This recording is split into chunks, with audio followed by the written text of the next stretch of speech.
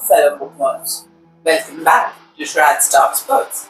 It's a place for nerds who like words. Today we are going to talk about an author that has been on my mind for a while.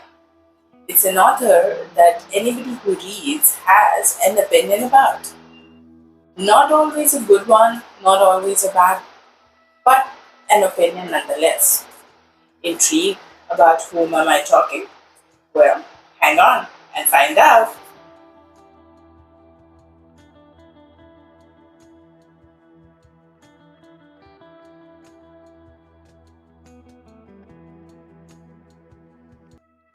Never Lie by Freida McFadden. Whew.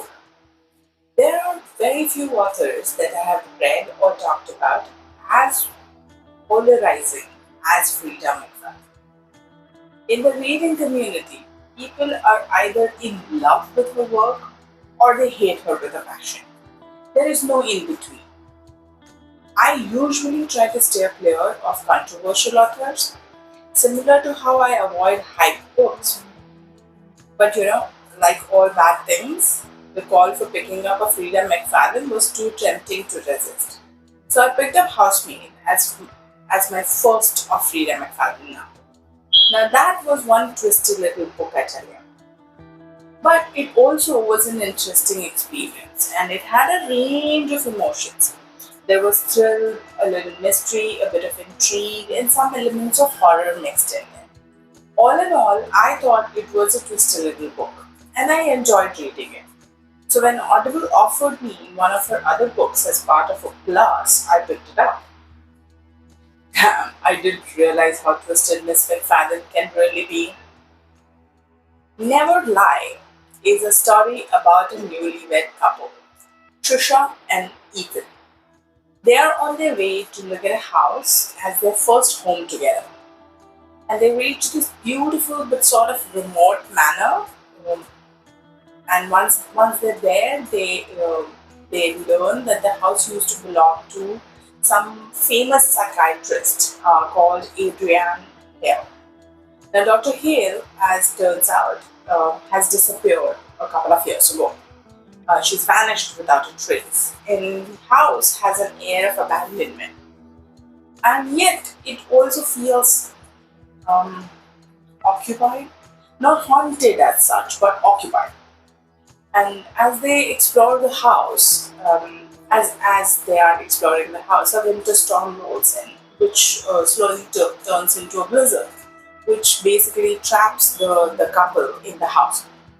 Now, they're left without a choice. They have to camp in. And just to pass the time, they start going through the house. They explore the room on their own. And like all good old houses, this one also has a sprawling library.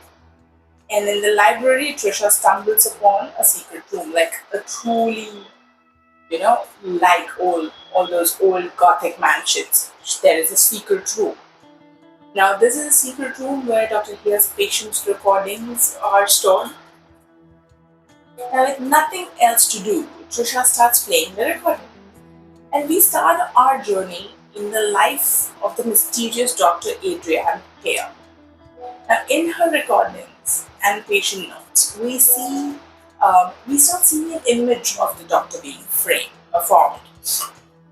We learn her life through her interactions with her patients. We slowly start forming an image, a rough map of events that had led to her disappearance. Now, the more tapes we listen to, the more vivid this map becomes. A map that has some real sinister elements in it. And before you know it, you get pulled into a tangle of feelings for the absent psychiatrist. As the night wears on, you start realizing that the stories that you're listening to have a connection to this couple that you entered in the house with. As the stories from the recordings progress, you realize how first impressions can be deceiving. The innocent, loving couple comes under the shadow of doubt in our mind, and we start fearing the well-being of them. The house, its haunted feel, adds fuel to this fire. The eerie, entire experience takes an air of uncertainty.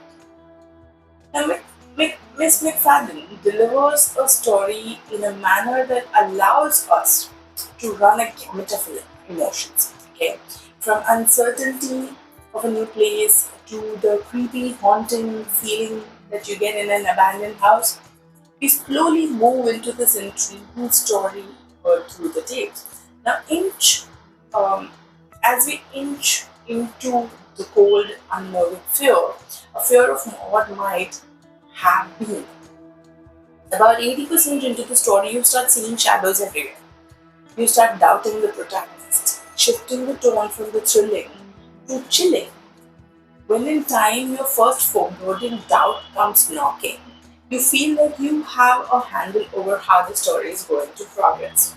And just when you are beginning to trust your own sleuthing prowess, the story changes gears. And I'm not going to tell you what the twist in the story is about. If I do that, there would be no fun left in it. But what I can say is that don't expect to anticipate it. I didn't figure it out till about 3 sentences before it was revealed. And when it was, I felt like, shit, I should have realized that before the clues were all there.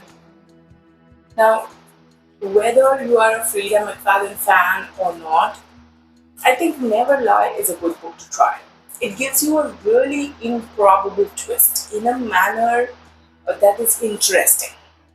You might not turn into a fan of Ms. McFadden after reading this, but you most definitely will understand why people are so polarized about her book.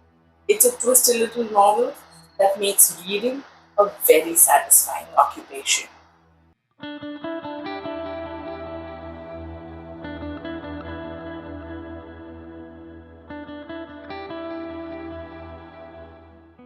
Hey, thank you for staying by.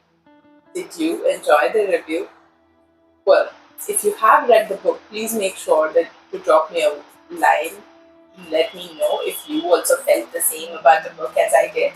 If not, please let me know what is it that you don't agree with my opinions. I would love to know.